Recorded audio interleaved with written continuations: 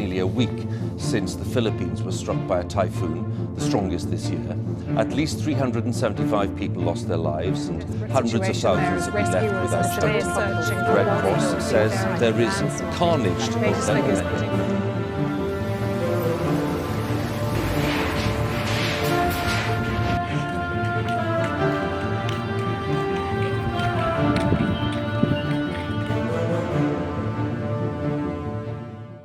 We have never learned.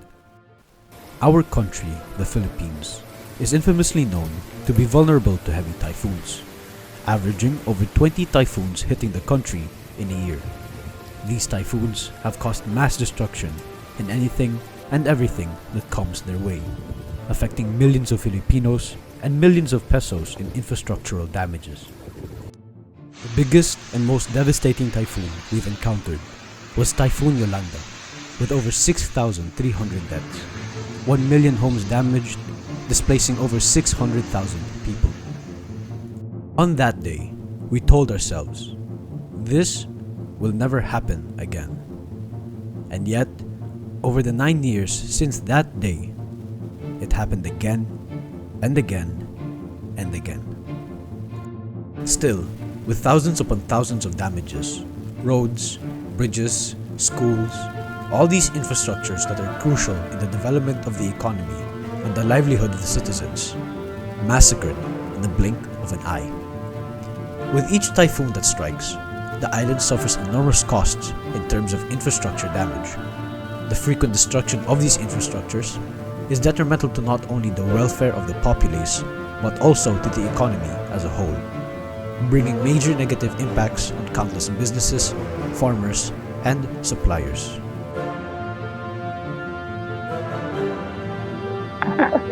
It's really very traumatic. So when Typhoon Odette hit the country, it was December if I'm not mistaken. What happened was, my brother is getting married. So we're from Pangasinan. His wife is from somewhere in Samar. Marriages only happen at least in a specific condition inside the temple. And one of the temples that is closest to Samar is in Cebu. That's why we flew all the way to Cebu for that wedding. So what happened was, before going to Siargao, we went to Cebu to, explore a little bit and then to join the family and then with the wedding. And then the next day, like really literally the next day after the wedding, that was the time we flew to Siargao. When we landed there, it was already raining.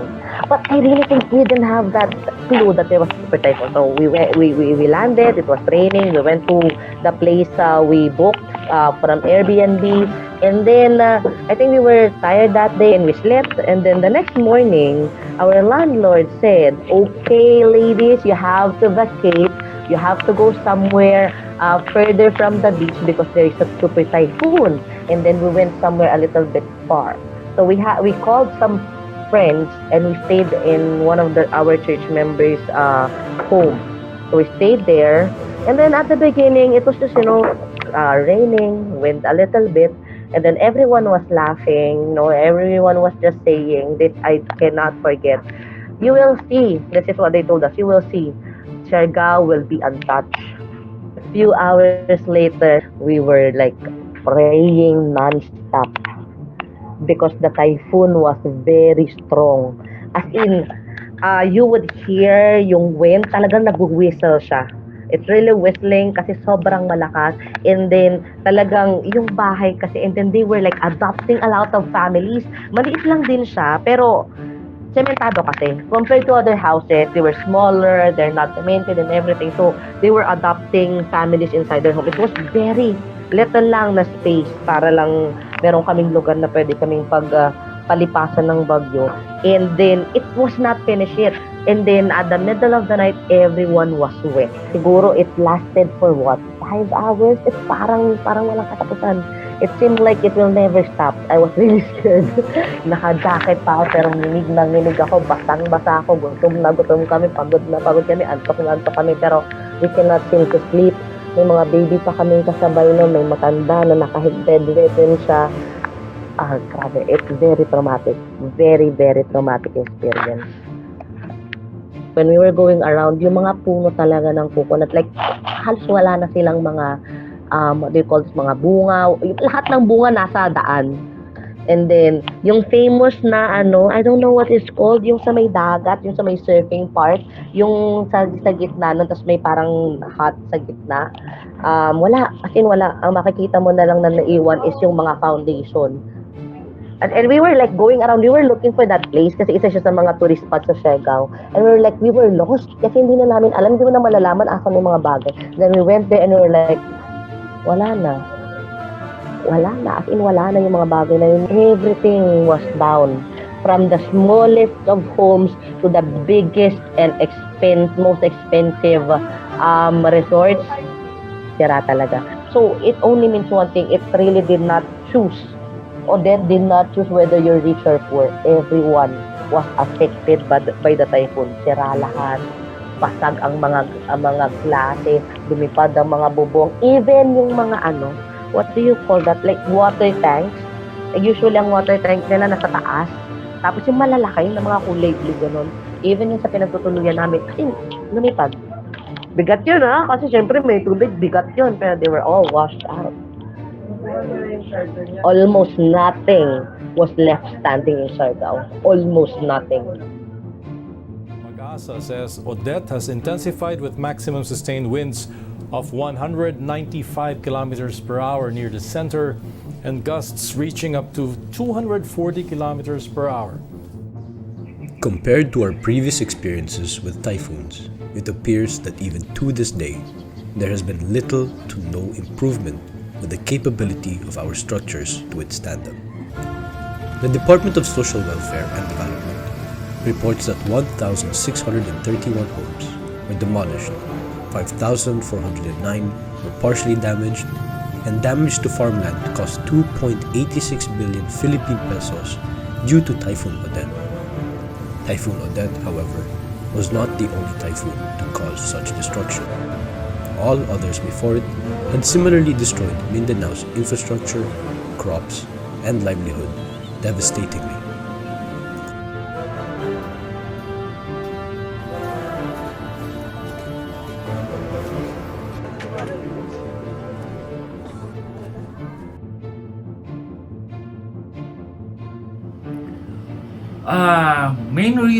One of the reason why other structures will fail during typhoon because it was built substandard.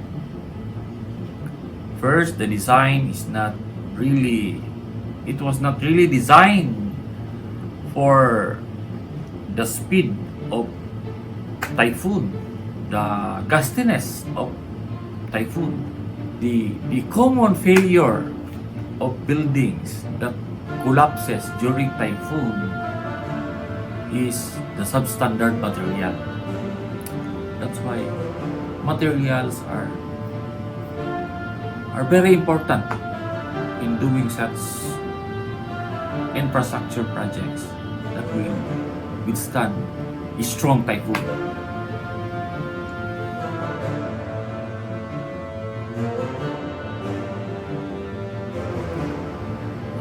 Nowadays, when you talk about infrastructure, there's a lot of brilliant ideas about infrastructures because we have good engineers here in the Philippines, we have good architects. The main reason that we fail or we are very slow in infrastructure is because of financial capability, especially our government lacks the funds to finance the infra projects that will give the Filipinos a better life, supposedly. When weak infrastructures in the economy aren't operating properly, the chain of production is disturbed. This disruption impedes development, causing an economic deficit, which in turn brings low standard of living.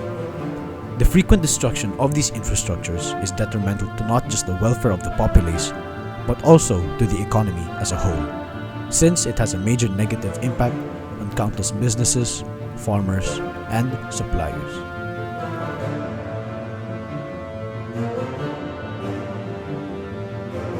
think 2 or 3 days that we stayed there, during and after the typhoon, we did not hear anything from the LGU, like nothing. As in, wala. Maski information lang, maski, I don't know, if we did not help ourselves, no one would.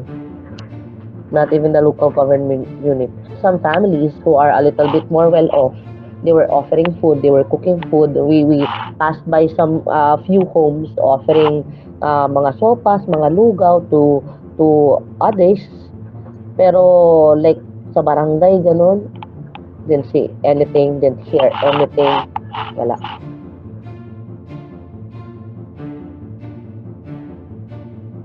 The people first, never be too confident that your house is ready, that it's gonna, gonna protect you from the typhoon, nasanay na kayo, it's gonna be okay. Never feel too confident that it will pass, that you will be untouched no matter how strong your house. Prepare for the worst, expect for the worst. So even if it's the worst, at least you're prepared. If it's not, then you're gonna be thankful that you still are prepared even if it's not the worst.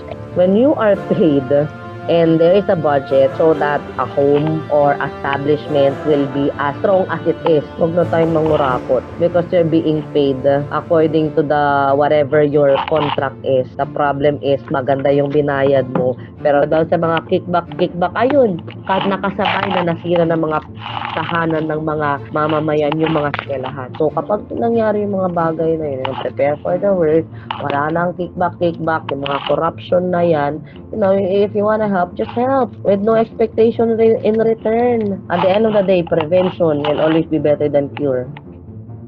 Given the island's vulnerability to typhoons, Mindanao should be well prepared to survive these severe disasters. Nonetheless, with each typhoon that strikes, the island suffers enormous costs in terms of infrastructure damage. The ongoing degradation of infrastructure is a major impediment to not only citizens of the country, but also the economy. Schools, government buildings, and facilities, for example, account for more than half of the 667 impacted structures registered since Typhoon Odette struck on December 16. Roads, bridges, flood control structures, health facilities, and utility service facilities are among the others. These infrastructures are essential for farmers, suppliers, business owners, and others to generate and transport their goods and services, as well as to keep the economy going, especially when you take into account that agriculture is one of the biggest contributors to the Philippine economy. Kanang ipasalim, buhay ni naya kailangan na magkiraya yung gobyerno mipapya sa responde. Never let a good crisis go away. There's specifications of architects, especially structural engineers, are not being followed. Definitely, they will collapse and so on. Now, how will the infrastructure of the Philippines today affect the Philippines of tomorrow?